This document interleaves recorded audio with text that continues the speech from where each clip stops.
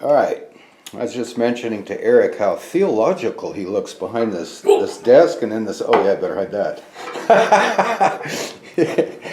Anyway, on that subject here. Oh, it's not plugged in. Oh, it's not plugged in. Uh-oh. Anyway, we're going to talk about Hosea 4:6 and how you can get disqualified from being a priest in the kingdom really quick. If you're What is it? Is it how you get disqualified? disqualified, we're called to how be you get qualified. by his Torah. Apparently, that's Can what you it prove says. that? I mean, it's one thing to make grandiose statements, but can you prove that? Oh yeah. Isn't Where? that what we're going to do right now? Hey, that's a great idea. Why don't we do that? Amazing. We're all to be. Yeah. We're called to be a kingdom of priests and kings, but there's stipulations there. Okay, so this is all unscripted. So, surprise question. How do you get qualified? What is a priest that one should then be qualified to get into that job description? But what is a priest? There was one that said a priest should keep knowledge on his lips, coming through the Torah. And then we're finding more information here that obviously it's a disqualifying factor. I heard it said of a job description of a priest that he's the dispenser of the graces. You ever heard that definition? That sounds a little Catholic. I think it might have been Orthodox Yeah. that I heard that regarding. I haven't heard that. You have not heard that. Dispenser of the graces. In other words, there's this concept that in the heavens, windows of heaven open and pouring out benefits. Those are the graces, things that are accessed from on high, that earthlings otherwise don't have access to, can't receive, so they need an intermediary, a liaison, as it were, diplomatic ambassador. So the peasants, Yeah. you call that the proletariat?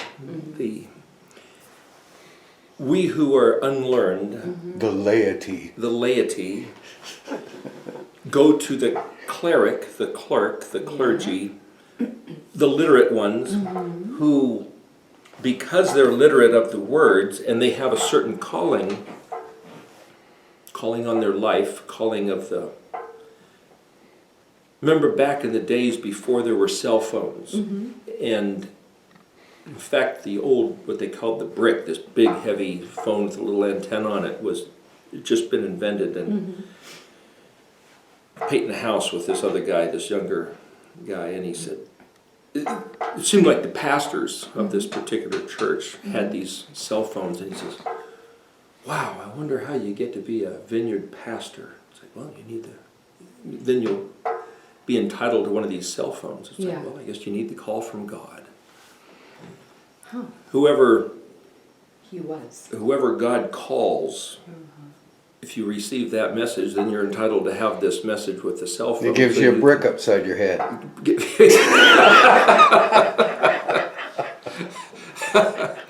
Very good.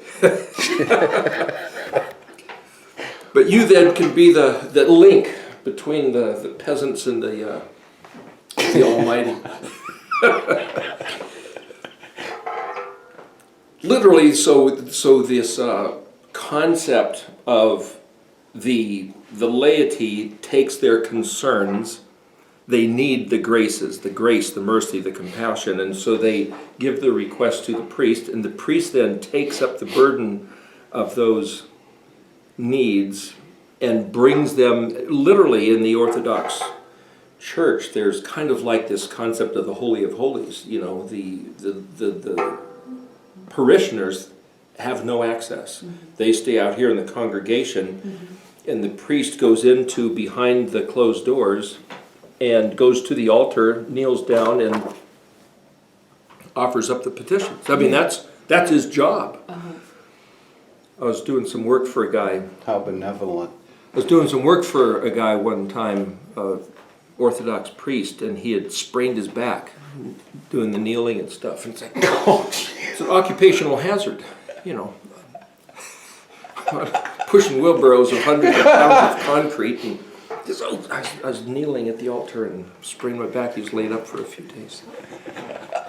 It's a real thing. But I'm just saying that's the job of being a priest. You have to take the burdens of the congregation, present them before the Almighty, and then receive from Him the graces, and then turn around and dispense them to the congregation. And the concept there is the mere peasants, laity, unlearned, otherwise can't get those graces, have no access. They can't receive them.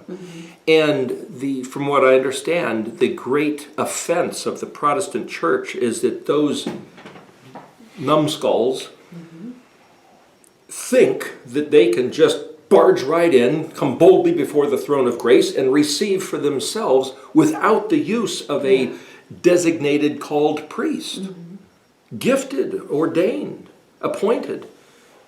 To think that you can just barge in and take the graces and say, hey, look at, the proof is I got the graces. It's like, no, you don't. You're deluding yourself. You're imagining fantasies which do not exist.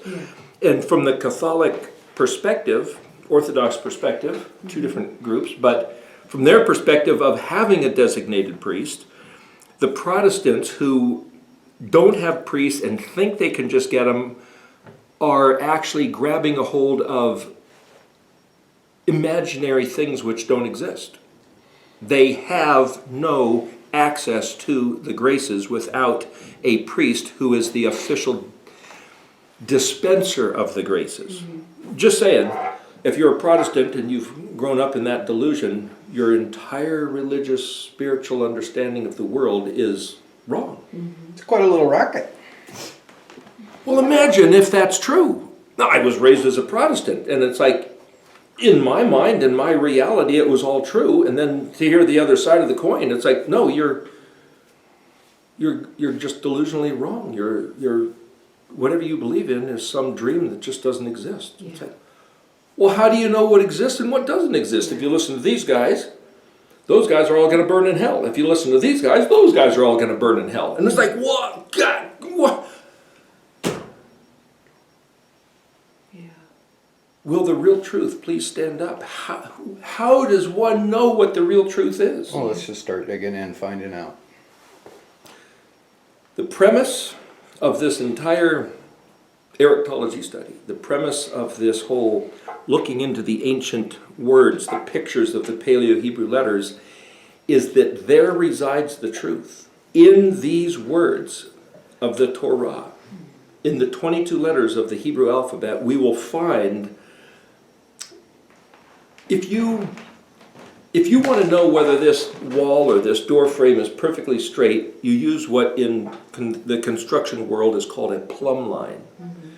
You can have a stick, what they call a whiskey stick, is that they actually used a bubble in a little vial of glass, slightly arced, and that way when the bubble is dead center, you can tell whether it's plumb or whether it's level. And they call it whiskey because whiskey didn't freeze when it got cold out, and if you're working in the cold, you can't use water in the level. But the point is, that's within a certain range of, can you determine, is it accurate? Yeah. But plumb line, you hold a string with a weight on it, that's a plumb bob, and that perfect actual accurate plumb. And if you want to know if something's perfectly level in the horizontal aspect, you get a tube like a hose with a clear end at both ends, and you fill it up with water because water finds its own level. And you can be 100 feet away if you got a long enough hose, and you can stick this end up here and this end over here, and wherever the line falls here, if you can see it over there, you can tell if you're laying out a foundation or a big floor, you can make it absolutely perfectly level because of the attributes of water. Whether or not it's gravity, physicists can decide, but we like to use the words to describe what's happening, is that water will absolutely always be level, whether it's 10 miles that way or 10 miles that way, unless you take into account the curvature of the earth, which doesn't exist, in which case the water may bend. But other than that, if it's a flat earth, or if you put water into a container, and then if it was clear and you were to look at it, at the edges the water curls up because there's a certain stickiness, as it were. In fact, you can put water, they've done these experiments where you have two containers and the water forms a bridge, and you can actually pull the water apart. And water will form a bridge, like a suspension bridge, under its own resilience. And then you get it too far, it'll drop, and it's like, why does water do that? It's because of the way the hydrogen and oxygen bond, and Yeah. scientists are smart guys. They can find all sorts of tricky stuff. But we are left with trying to determine what's so from observation. That's what science is all about. Observe, analyze, and then extrapolate why it's functioning that way. So this study of the Hebrew is the same thing. We observe the spelling of words, and if one were to take as a given, which is to say that's just what it is, we're not going to argue about it, we're just going to take it at face value, that when these words say that the voice from heaven, from the heavens, put on a display of thunder and lightning and the sound of a shofar, this blazing event on Mount Sinai, and then the voice of the Creator spoke to Moshe and the collected 12 tribes of Israel, that really happened. It's not myth, it's not fable, it's not just some make-believe story, a fantasy, it actually happened. And when he spoke and told this man named Moshe, which means to be drawn out, when he told Moshe to write down these words and then teach them, speak them, teaching them to Aharon, his brother, who served as the officiate of the high priest, and to his sons, which were then his priests under his jurisdiction, that's what these words are, and these words are true. That's the given. So if anybody wants to say, I don't believe it, that's like, okay, don't believe it. Go your way, find some other words of truth. Look at some other, what are called holy books, the Bhagavad Gita, or the Quran, or the other cultures have other writings. Look wherever you choose. I have determined to look in the Hebrew writings for the ultimate plumb line of truth. And I stress this because the word Israel is spelled Yod Shin Resh Aleph Lamed. The word Yod Shin Resh means smooth, straight, level, like a horizontal whiskey stick, determining if it's absolutely flat, or this water level. That's the word Yesharel. The straight, smooth, flat, absolute, perfect. Then the word El means power or strength. And then the first word in Exodus 20, the first word of the 10 Commandments is this word Anoki, Aleph Nun Kaf Yod. And it literally means plumb line, or it's translated simply I am, but it's the word for Anach is to, I will plummet, drop down this plumb bob to determine absolute perfect verticality. So here, just in I am, Yashar is the vertical and the perpendicular horizontal. So you have this, which is the pronoun of the word I, meaning myself, is actually shaped just like this. The first vertical, and then the Yisrael is supposed to be perpendicular. Wow. So I'm just saying, within these words is pictures. And it purports to be, it claims to be the truth, absolute truth, perfect, undeniable, unarguable truth. Okay, so I'm taking that at face value, and then I'm studying these words to find, by reverse engineering, the spelling of these words. Meaning, the voice from heaven spoke, the voice from the top of Mount Sinai or beyond Mount Sinai, as Sinai was filled with fire and smoke, the voice spoke. Moshe wrote the words down. The finger of Elohim wrote on tables of stone, etching in, engraving, carving in these letters of the ancient Hebrew. That's what I believe. interesting enough, in the Ten Commandments, the letter tet was not included. All the other 21 letters were there, but why not the letter tet?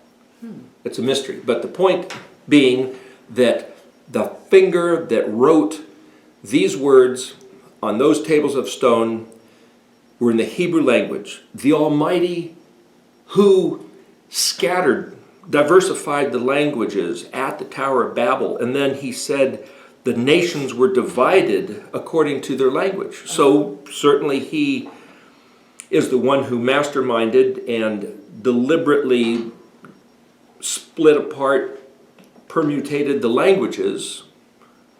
But when he chose to speak, articulate the most precise, perfectly clear, by his own mouth, by his own finger, it was in Hebrew. So the idea is that in the Hebrew is the most exact, the most plumb, level, square, right, correct, authentic, undeniable, unrefutable measure of the truth. Therefore, to look at the pictures, the pictographs, though Miles Jones in the book Writing of God says that by writing, the Almighty extracted pictographic meaning because those are glyphs of pagan heathen deities borrowed from the Egyptian hieroglyphics. I disagree.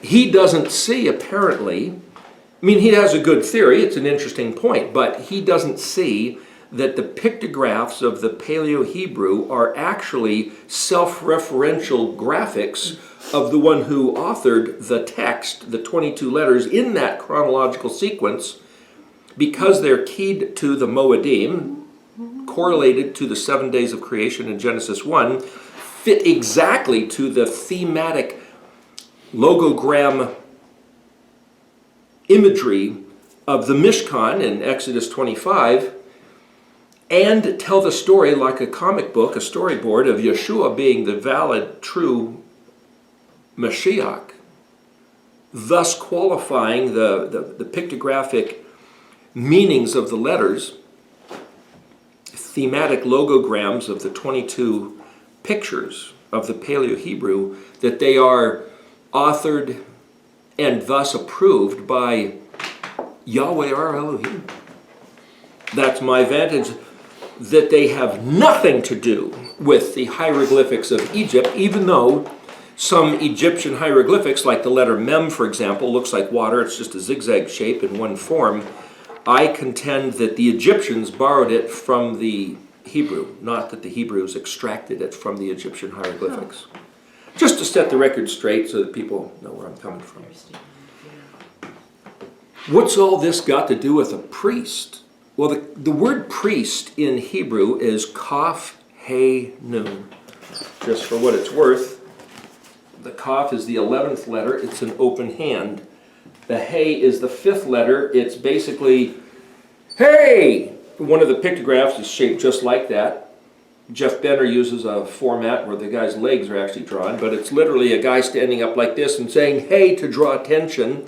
Some people say it's a window by which streams of sunlight, like here's a window frame, and if you draw like a little graphic, a cartoon, an illustration, lines streaming in through the window illustrate rays of light.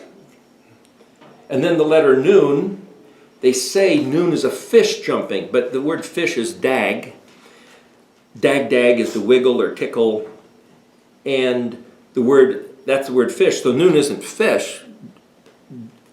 Joshua, his father's name was Nun, right? Joshua, son of Nun. But Nun literally means to multiply like fish might. The word reshbet or reshbet also means to multiply. So, there's different words with synonyms. Like red, crimson, scarlet, vermilion, those are all this color of that hat you're wearing there. But they're all different words with the same basic meaning. So the word nun doesn't mean fish, but it's to multiply or be prolific the way fish multiply abundantly and quickly. But what I'm saying is that the word kaf he nun is the open hand, the light streaming in the window, and then to proliferate quickly, abundantly, that's the word Cohen for priest. So my assessment is you look in the dictionary and you can look at the first letter and the last letter. You can look at the first two letters. You can look at the second two letters. You can look at all three letters together. But by analyzing the spelling of the word, Kaf, He, Nun. Well, He, Nun, if you add the last feminine suffix third letter, which doesn't even exist in the word Cohen, but He, Nun, He is the word Hannah, which means behold, hear, gladly. Hey, look at this. Hana, He, Nun, He. If you look at Kaf, He in the dictionary, it means yes, so, truly, thus. Gladly, hey, look, here it is. That's Kaf, He, He, Nun. And then if you look at Kaf and Nun, it's the word Ken. You know, like Barbie and Ken. The word Ken was named apparently by somebody who knew Hebrew, particularly to say it means yes. If you say, would you like to have a cup of coffee? Yes, that's Ken. You say Ken, that's the word. And it's like, you see that picture that the Americans used to get the women labor workforce going during World War II. They show the lady going like that with a wrap on her head, and she's, yes, we can. Well, that, in English, yes, we can means absolutely, confidently sure. That's the Hebrew word Kaf, Nun, Ken. So the word Cohen, Kaf, He, Nun, in my analysis of the spelling of that word means, yes, behold, truly, thus, here it is. It's absolutely, emphatically, undeniably the actual truth that we've been looking for. And then it's the priest's job description to point that out to the illiterate, the laity, the ones that are too busy farming, too busy raising children, too busy mowing the lawn and building the house and doing the work that has to be done. I'm not putting that down. I'm saying some people are so overwhelmed with occupational burdens and paying attention that they can't sit here and study. I'm not expecting anybody else to sit here and study. I personally feel the burden to sit here and study, but I work with my hands and my back. I've been in the construction trades for 45 years, working sometimes 16, 20 hours straight, sometimes longer. I work very hard by the work of my hands and the sweat of my brow. I'm not demeaning physical labor at all, but I'm saying to take upon oneself the burden of literate, erudite scholarship is not to be expected and put as an obligation on the common masses or any individual person. The reason why we're making these videos available is to give whatever benefit some individual may choose to glean from any of this study. You're free to disagree. You're free to agree. You're free to pick this up and do your own study. You're free to come to your own conclusions. You're free to believe anything you want to believe and trust in any God you choose to acquire or invent for yourself or imagine. You're a human being with autonomous rights. Believe whatever you want. If you choose to find this of value, listen. If you have got jobs to do, go do them. Here we are for a few weeks or months that we are not allowed to go to work, some of us, according to the voice of the president and the World Health Organization. So sit and study. We're just trying to make these available, as any good priest ought to do, because the dispenser of the graces to say nobody has access unless you come to the priest, well, I don't know if I would believe that, but I'm just letting people know that that's what some people think a priest's job is. So some people think that a priest has a special calling or a special access. Maybe that's true, but does that mean it's an arbitrary occupation that anyone could choose to do because they like the paycheck, they like the hours, they like the prestige, they like the perks and benefits? I don't know why somebody would choose to become a priest. You might strain your back kneeling at the altar like that one fellow that I worked for. Maybe you do. I don't know. But I don't necessarily have any claim to such a calling. I just see these words and we're making this. I'm not claiming to be a priest. But I'm saying, hey, behold, gladly, look, here's the truth. It's accessible. What do you know? Here it is. And that happens to fit the description of the Kaf He Nun, but It just so happens. But then you look in the New Testament, there's actually a verse in 1 Peter 2:9, and it says, "You were not a people, but you've become the chosen people, as a heritage, a possession of Yahweh, receiving mercy." I'm paraphrasing what's in Peter 2:9. That he called us to be priests unto him as the heritage of Elohim. Well, the interesting thing, the word for people is actually spelled ayin mem, and it means a group of kinsmen that have a certain common cultural tie and connection. The word ayin mem is sometimes just translated with. It's also like to sit around the fireplace or the hearth together. Those you have this close, could be family, but not necessarily. It's a kinship. The word chosen, a chosen people, is bet het resh. We've talked about that before, where it means to elect, choose, or select. It's also young warriors. So you could say that the best of the young warriors are the chosen ones, kind of like in America, it's the Navy SEALs, or the Green Berets, or the Army Rangers. The best of the best. Lapping the water and looking around. That's right, in that story with Gideon. It's the ones that are on the ball. That's the word chosen. And so in Calvinist predestination, the elect, there's the concept. And they've changed the meaning of that word elect to fit the design of their doctrines. Maybe they're right, I don't know. But the word that in Hebrew that means elect might be those who have elected of their own free will volition to regard Yahweh's words as true and behave accordingly with all their heart, all their soul, and to the best of their ability. That's a little different take on it. But that's the Hebrew perspective. So some of the key words used in this verse of 1 Peter 2:9, another one is the heritage or possession of Yahweh, where I'm not sure if that's Nun Het Lamed. I forget the word for heritage off the top of my head. But the point is about that is that Yahweh says of Israel that we are his heritage. Meaning, if we get a heritage, like a lot of virtually all the artifacts in this room, in this inn, came from previous ancestors. And they were passed down from generation to generation. In fact, we're going to do a video talking about the word Atik. Ayin Tav Yod Kuf, where the toys in the attic, as it were. That song from Aerosmith. Yeah.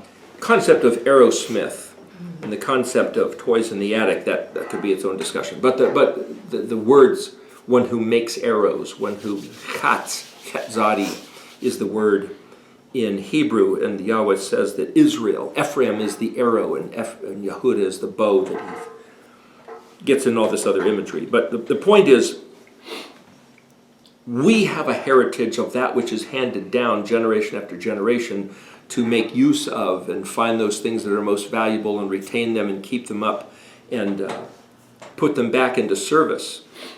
Literally, all that is the meaning of the word Ayin Tav Yod Kuf. But Yahweh says that Israel is his inheritance. He's the maker of heaven and earth. He owns all the cattle on 1,000 hills. He owns everything. They're all his. Why would he say that Israel is his heritage? What does that mean? Strange words. We then now have to read these words and try to fit a scenario, the concept of a doctrine, of a picture that makes it work. How can Israel be Yahweh's inheritance, his heritage, what he's looking forward to in the future? I mean, this is his personal possession, passed down through the generations, the people of Israel, Am Yisrael, the Ayin Mem that's Yod Shin Resh. He said you will be a kingdom of priests and kings. What does that mean? Well, we were talking about the definition of the word priest is one who recognizes, comprehends, and points to the truth for the sake of everybody else to have access. And the word king, mem lamed kaf, melech, lamed kaf means to you, for you. Go, this is the way to, hey lamed kaf, to walk. So mem lamed kaf, melech, is not just king. It's one who actually is engaged in walking as instructed. So the priest says, hey, look, this is what he said. And the word king means one who is actually doing it and conducting his course, the way, method, and manner of his journey is the word mem lamed kaf, or king. So I've made you a kingdom of priests and kings. Yeah, boy, what a great job description. Everybody else has to work for us. That's not what those words mean. What those words mean is that you have to take the personal responsibility to see these words, comprehend these words, understand, translate, and put into accessibility to the people who can't read. So the word for, in Revelation 5:10, you made them into a kingdom for Elohim to rule, to serve him, priests who serve him. That word serve is ayin bet dalet, which is obed, where we get the word obedience and obey. And it means a slave and a servant. It's also the word for tanning hides, which is a lot of effort. And they will rule over the earth. Yeah, rule over the earth. Well, that word rule in Hebrew is mashal, as in mashal Dillon. There's no R. It's mashal, mem shin lamed. Where we get the word marshal. Oh, he's the marshal. He's the guy who gets the rule. He's the sheriff of the town. And he gets to do whatever he wants and have everybody else serve him. That's not exactly what the word means. It does mean to rule and have dominion, but the word mashal is where we get the word, for the book of Proverbs, it's mishli. Mashal literally means proverb, allegory, metaphor, parable, example, a poem. The word sar shalom, as in translated Prince of Peace. The word sar also means poet, singer, bracelet chain. So the one who has the responsibility to take the difficult matters and make them poetically beautiful, like a bracelet, like a piece of art, something delicate that people can say, yeah, I get it. So Yeshua came as the prince who put things into parables. That's mashal. The word dalet mem is the word blood, but it's also likeness and similarity. To tell stories, word pictures, that are likenesses and similarities of big, heavy, weighty realities, is the job of the prince, of the mashal. And that's what he said his people will do, spread out over the whole earth. So to be able to understand the meanings of the pictures, the pictographic value of the letters, the 22 letters of the Hebrew Ivrit language, to comprehend the meaning at great depth, and then to make them light and beautiful and delicate like a flower, like the daisy, chedeni. It's the job of the one who would rule over the earth. But you have to conduct your own path of walking in accordance with it. Yeah. That's the melech. That's the king. Yeah. Interestingly enough, then, if you want to say, well, who is disqualified from that occupation? The first word of Hosea 4:6 is spelled nun dalet mem vav, nadamo. Well, dalet mem is that word for blood, but it's also likeness and similarity. So to put the nun in front of it is to somehow put this thing into action. Put what into action? Dalet mem, blood. And vav as the suffix means he, or sometimes they, or sometimes it's translated you, or so you get this word nun dalet mem vav nadamo is somehow speaking of a resemblance, bloody, but it also means silence, but it also means likeness and similarity. So it's something to do with, there's this similarity of bloodiness. So what do you do with that? Well, one way to use the dictionary to then investigate what these words mean is you recognize that nun is a prefix, so you can take off the nun prefix and put other prefixes, like the letter hey, or the letter yod, or the letter tav, or bet. And if you look at hey dalet mem, it means cut, dissect, and dismember, thus silencing, chopping something up, somebody up, so that they have no more voice. And the way this verse is translated is, my people are destroyed. The next word is ami, ayin mem yod. The yod suffix means my. So Yahweh's speaking here in Isaiah 4:6. He says, my people are eliminated and destroyed, chopped up and made silent. That's the opposite of what the word priest is supposed to mean. The word priest means, hey, look, here it is, gladly. And the melech who's walking and leading as an example, ruling and having dominion. Well, if you're chopped up and silenced, somebody else is having dominion over you. So what I'm saying is just even the first word, the first two words, in Hosea 4:6, if you understand the meaning of the language, you can look at these two words, and it doesn't just say, my people are destroyed. That's such a simple narrative. But the picture is, my people are chopped up, lost their dominion, are not officiating as priests and kings. And then the next word is mem bet lamed yod, which means eliminated. Then the next word, hey dalet ayin tav, is the knowledge. In other words, my people have turned away, have eliminated the knowledge. So you can't be a king and you can't be a priest. The word mem bet lamed, mem and nun are very closely associated. See, mem is like a womb, and nun, what is birthed from the womb. Yeah. Mem is the water, and nun the fish. Mem is your heart, and nun that which is expressed from the heart. Your words, your actions, your beliefs. So mem bet lamed, if you look at nun bet lamed, you'll find a very similar association, because mem and nun can both be regarded as prefix letters. And there's a fellow by the name of Nabal. He was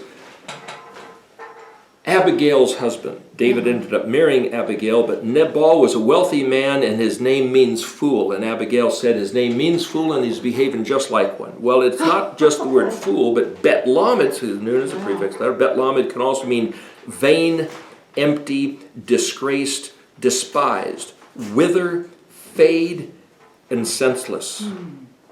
Because my people, Yahweh is saying, have despised knowledge. They will be chopped up, eliminated, and lose everything I gave them. The next word is kaf yod. Kaf yod means so, thus, therefore, because, when, while, then, although, in which case kaf yod is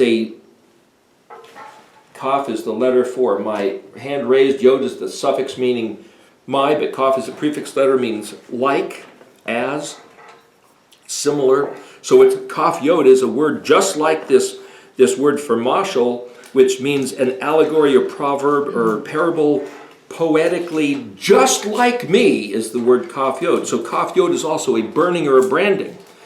Out in the Old West, people had horses and cattle where they took a branding iron and put a symbol on them. That means it's mine.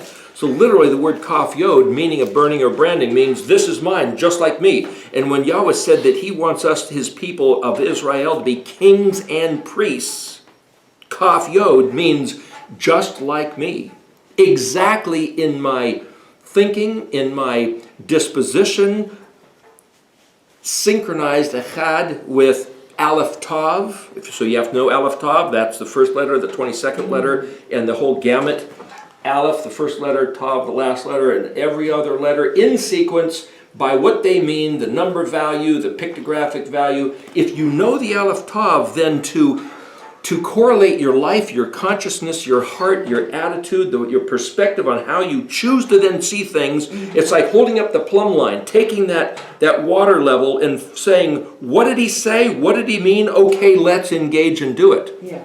So to be a king, to be a priest, means you have to understand the Aleph Tav. And Yeshua said, I am the Aleph Tav. Yeshua said, I'm only saying what I hear my Father saying. I'm only doing what I see my Father doing. None of this is my own invention. Of course, we talked the other day that Yeshua, being of that mind and being of that heart, determined a problem and volunteered to come down here and fix it by submitting himself under the form, the imagery of Adam, to be birthed as a man and then die and go down to the depth of the molecular level, the level of electrons and quarks, and the strings themselves. You know, we did a video a couple years ago saying All matter is made up of elements, which are composed of atoms, which are composed of electrons and protons, which are composed of quarks, which are composed, in theory, of strings.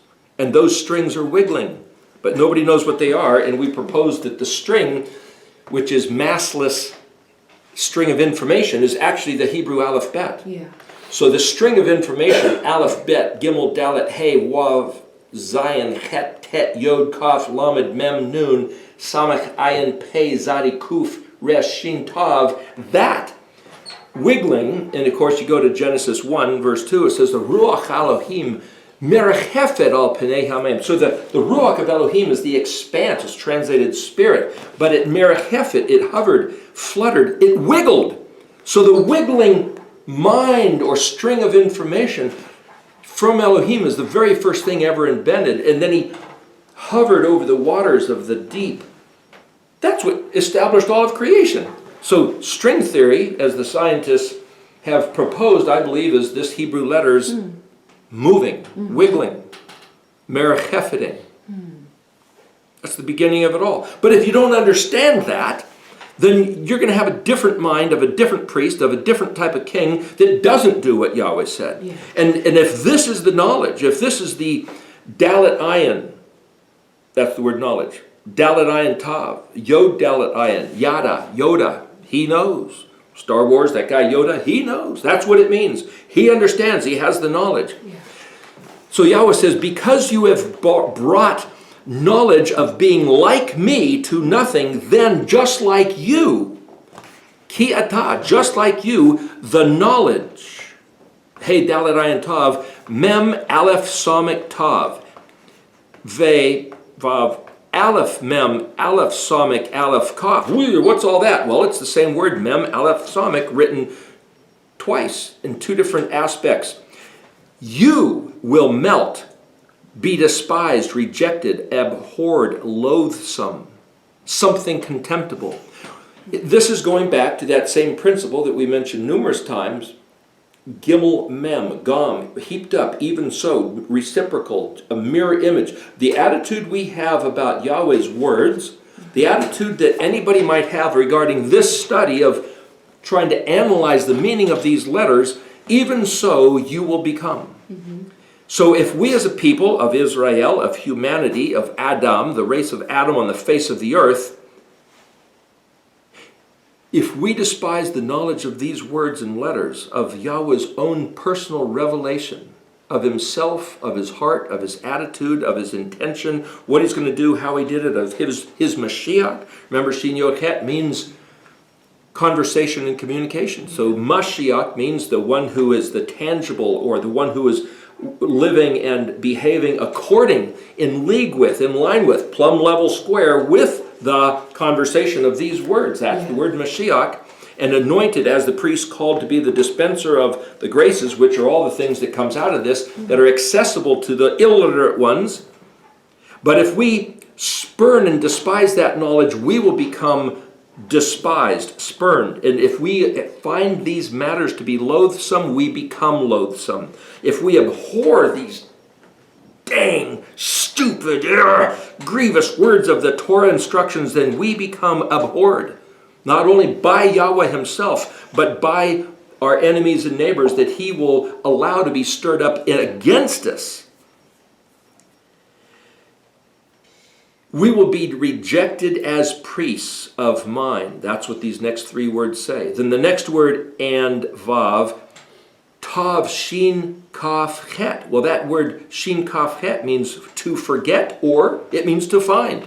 Well, the word matzah, this is the feast of matzah, the week of unleavened bread. That word matzah means to find, or to find out how to do something. So this week, one reason why we are putting up so many videos this week is because the word matzah means we're supposed to have a week of eating matzah. We're supposed to be consuming matzah, and the word matzah means find out how to do something. Find out what these words mean. Find out how to read this Torah. Find out how to be Cohen to Yahuwah. Find out to be a king of his kingdom, which is one who is walking on the prescribed path, Yeshar-like, as he said. Find out the allegorical metaphors, the proverbs, the parables, the poems that a prince Yeshua elaborated upon, so we can be the ayin mem, his people of his heart that he's been looking forward to for centuries.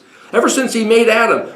Adam failed. Everybody else after Adam failed. And then he brought Noah and his sons. And then right out of the ark, they failed. And then he brought forth Abraham. And then right after Yitzhak and Yaakov, 12 tribes, they failed. And then gave it to David, and he gave it to Solomon, and failed. And then Yeshua came, and right out of the gate, failed. And it's like, gosh darn it, when is he ever going to get his people?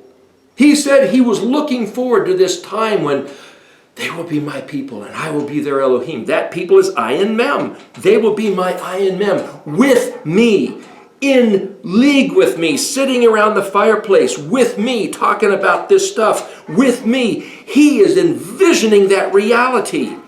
Hasn't happened yet. This world cannot end till it happens, because that's what he said. It's going to happen one day. I believe this is the day, and this is the means. This is the mechanism, looking at these words letter for letter, pictographically. And then he said, so this same word, shin kaf het, means to forget, but it also means to find. So the interesting thing is that's direct opposite. So every word has this direct opposite, and we can read, not necessarily every word, but the point is, most of the Hebrew words, if you look at them, they can be seen both ways. Yeah. Both sides of the coin. Yeah. Black and white, you might say. Then there's this word, Torot el Heka, which literally means the teaching and instructions of your Elohim. He says, if you, or because you, have forgotten my instructions, I will forget your children. And then this word gam ani, gimel mem, hyphenated to aleph nun yod. Gam ani. Well, the word ani Yahweh, he says other places. I am Yahweh. It's a picture of an emperor surrounded by his fleet of ships. This Nun Samic picture, and this other Nun Samic picture down, or Samic Nun picture down here, is a picture of, well, the Nun Samic, which is the banner lifted up, means a bunch of other things we've talked about before, but surrounded by all the letters. Drew this graphic as a motif of, it says here off under the side, Ani Yahweh, which is to say the emperor surrounded by his fleet. He's known as Yahuwah Zavot. The word Zavot means armies, legions, hosts, this military assembly, arranged and ordered like a battle plan. Yeah. And so for him to arrange all these letters as his military forces, each one with certain equipment and armament and a plan for a role in the staging of the conflict, it's all pictures of a military engagement. And when he says Ani Yahweh, he's the commander of these forces. And when this word says Gam Ani, also heaped up, or even as well, the word Gimel Mem Yod is a reed for sipping or drinking. Well, Yom Suf was the sea of reeds, and that means to, like a straw, to sip up. So there the word Suf as the last two letters of the word Yosef. Samic Yod Pei is the word for sword. So again, it's this military thing, something about Joseph, and the word Gimel Mem Mem Gamam means to lop off branches. So here we have these. There's all these words. They're not nice and flowery and fluffy little lammies. It's these lions and dragons, and there's these various different words, sea monsters and military forces. There's all these pictures in the Hebrew. Yeah. But Yahweh says, you forget my Torah, I will forget your children. Mm-hmm. And that's a reciprocal mirror image. You guys are doing it. He's not volitionally, but he volitionally designed the whole thing and staged it. He said, if you want to be a priest of mine, you better tell the Torah instructions. What's the Torah? Tav, Vav, Resh, Tav. The letter Tav, there's the letter Vav, there's the letter Resh. Well, the Vav, if you look in the sequence, when Pilate said, behold this man, that's Hey, the Zion of this Vav. He was identifying this Vav as being Yeshua, who was then put to the weapon, Zion, put into the tomb. 3 days and 3 nights later, he sprouted back to life, raising up, exalted as the Resh man. So I've described this before as the man put to the weapon. That's like Ben Yosef. That's like Joseph being thrown into the pit where there was scorpions and poisonous spiders and poisonous serpents, but he didn't die. So his brothers sold him to the Midianites, who were slavers that were going into Egypt. But there he became prime minister, or vizier as the term was called. So he went from the Vav capacity to Resh capacity after he was in the dungeon, like being in the crypt. Yeshua was crucified in the crypt of the dead for 3 days and 3 nights, and then he resurrected as unto the Resh status. And so Israel, who was given the truth but profaned it and turned away and has been dispersed for all these years, but yet when we come back to the words of this Torah, we will be exalted as his people. This story can be read many ways. It's a fractal pattern. So Yahweh says, if we have rejected this concept, so here's Vav and there's Resh. Well, the word Vav Resh is the word or, Aleph Vav Resh is the word for light, Tav Vav Resh is the word for Torah, or instructions of how to go from being the caterpillar type to the butterfly type, having gone through the stage of the chrysalis. There's all these metaphorical parable pictures. So the word Torah is, you might say, the terms of the contract by which we go from being simple earthly humans to being the prestigious Meleks and Kohanim of Yahweh. That's the Torah. And if you reject this Torah, Yahweh's going to reject our children. Or you could say the word children is Bet Nun Yod. Bet Nun is the word for son, S-O-N, your offspring. But Bet Nun also means to construct. Bet Nun Hey is the building trades, the construction trades. Carpentry, concrete work, brick work, roofing, painting, electrical, plumbing. That's all Bet Nun Hey. It's also where we get the word bone, B-O-N, in English, which is the structure of our skeleton. Bet Yod Nun, Bean, is to think, to ponder, to understand, to get it, how it all fits together. These are all related words. And when he says, I will reject your Bet Nun Yod, I will reject your children, but that means also our understanding is rejected. Our construction, our formidable structure is rejected. We disintegrate. We turn into a chopped up pile of refuse and rubble, which is the very first word, Nun Dalet Mem Vav, silenced, bloody.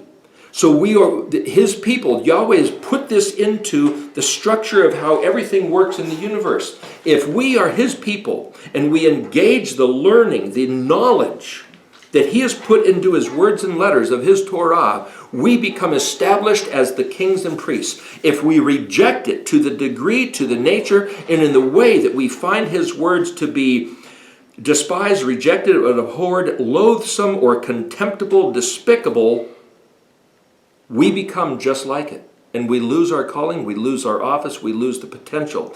Interesting that the word bozo is a synonymous word with Mem Aleph Samech. It means despised, disgraced, contemptible, loathsome, abhorred. Just get this. So the clown back in the 1950s and 60s who called himself bozo, one who is scorned and despised. Yeah. I mean, he took on that persona, that character. He must have known Hebrew because that's the Hebrew word. Yeah. They're just very interesting. And if you look at this word, Mem Aleph Samech, well, the Mem is the picture of the womb, how you think, the way you've taken the words in the heart. And then Aleph is like this arrow, this ox, this strong. And then Samech is the word like the menorah, like the tree, that like the watchtower. And you could say that's the word that means despised and rejected. So within that word, Mem Aleph Samech, you could say what we've taken into our heart and the way it's then expressed as the fruit of our behavior. That's the Samech, a tree bearing fruit. So we hear the words, we take them into consideration, and then they're projected as our behavior, the words of our mouth, the light that we project. And if we then, as man thinketh in his heart, so is he. We talked about that the other day. That's in Proverbs. What we do with Yahweh's words is what we become. One more verse to mention here in Hosea 4, verse 9. It will exist like people, like priests. I have, then the word is pay, kuf, dalet, visit, punish, attend to, remembered, take revenge, entrusted, deposited, was found lacking, missed, to pass in review, like the military of the Soviet Union in the Politburo, the big shots were watching them from the Kremlin wall, had marital relations with. I will visit above him, Ayin Lamed Yod Vav, his way, conduct, mode, manner, method, journey, like the way he walks, bending the bow. Upon his head I will return to him. What Yahweh is saying in verse 9 here, this is one of those places, Hosea 4 verse 9, I mentioned it quite often, where Yahweh says, this is the Aleph Tav. What I said won't go out of my mouth and return void, it'll accomplish. So a man's way that he projects, that's Aleph, will return upon his own head. Yahweh says, like priest, like people, I see to it. I have given you my stuff, and now I'm going to watch and see what you do with it. And if anything is found lacking, well, here's the story that Yeshua gave about the parable of giving the talents. And then the master comes back and he says, okay, account for what I gave you. What have you done with it? The reason we're making these videos is because Yahuwah has given to us the understanding of these letters, and we're making it available so that people can be then responsible. And he says, whatever I gave you, I'm going to hold you responsible for. You are going to have to answer to me what you did with it, and whatever you have done will be returned back on your own head. Now, we're going to come to an end with this video here, but there's some other really interesting stuff in Hosea 5 and Hosea 6, going into 7 and 8, so we'll try to do another video here pretty quickly. There's also regarding those another matters. companion verse in Malachi 2:7. What's that say? Let me read it real quick. Malachi 2:7.